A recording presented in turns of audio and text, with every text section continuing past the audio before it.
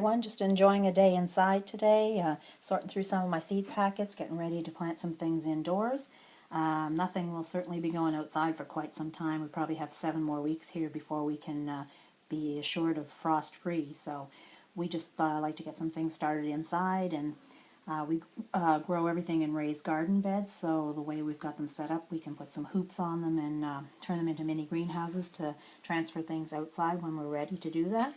Some of the things I'm going to be growing this year, lettuce, this one's Simpson Elite, just a cut and come again green lettuce, pretty standard. Mesclun Mix, which is a little bit more of a variety lettuce that I really like. It's got a few more different greens in it, a little bit of a bitter taste sometimes, and just something that's a little bit more interesting to have in your salad. The beans I've always grown are Scarlet Runner beans. Love the way they look in the garden. They're full of red flowers when they bloom, and pretty reliable for me. I typically take them off the vines when they're quite young, and they're really quite tasty. I like them a lot. Spinach. We eat a lot of spinach salads, so it's quite healthy for you. So this one here is just Bloomsdale. Pretty hardy variety, so we grow a lot of that. Cucumber, just usually stick to basic English cucumbers. This one's called Tasty Green. Pretty easy to grow on a trellis. No problems with that one.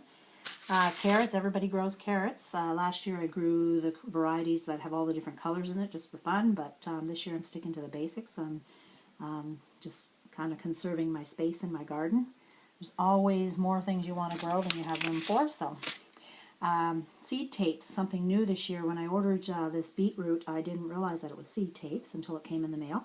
And this variety is rainbow mix, so it's a little bit different for us. We're normally used to the ones that you see in the pickle jars that are red, but I thought we'd try something different here.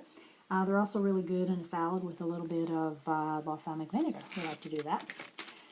Acorn squash, just a basic squash that we like. Table Queen Acorn, this one is. So yeah, got some room out back that we've cultivated last year, so that'll be a good spot for those squash to go in. They take up a lot of room when they're growing. This is something new for us. It's cantaloupe.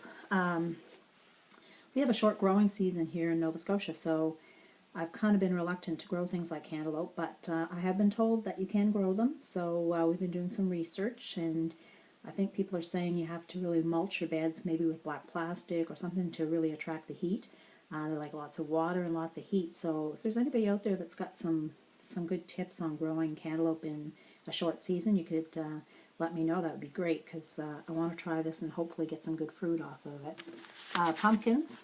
I grow jack-o'-lanterns normally for my grandson, but this year I'm adding Baby Boo. So that's a tiny little white pumpkin, miniature pumpkin. Katie at Lavender Leeks has been talking about growing little pumpkins. She grows them all the time, and she said she stuffs them with chorizo sausage and cream and greens, and she says they're delicious. So I'm going to take her recommendation and try something new this year. So we'll see how we make out with that. They're also great for decorating your house around the fall time. I have a large cutting flower bed that I started last year, so I'm looking to put in more perennials just to have some cut flowers for the house. This one here I know was Columbine. I guess the real name is Aquilegia. But they're very pretty flowers, very unique looking, and one of my favorites, so I thought I'd add those to my cutting garden. And also this one here is Iberis. It's a ground cover, candy tuft white ground cover. Thought that would be good for just putting in flower arrangements for the house. So yeah, those are a few things we're going to grow this year. We've got our strawberry patch from last year that we started, and we got a few berries off of it last year, so this year I'm thinking we're going to get a lot more. Yeah, and Dale was kind enough to send me some mouse melon. I believe they're mouse melon seeds, a couple of those, so I'm going to try those. Those are brand new to me. The real name for them, I guess, is cucamelons, so he was kind enough to send me those seeds, so I'm hoping that I'm going to germinate them and not waste them. So we're keeping our fingers crossed on that. That's kind of a new type of plant for our area anyway. Seems like it's a cross between a cucumber. It's got a little bit of a lime taste, they say, so maybe good for salsas or in salads, so we're going to try that.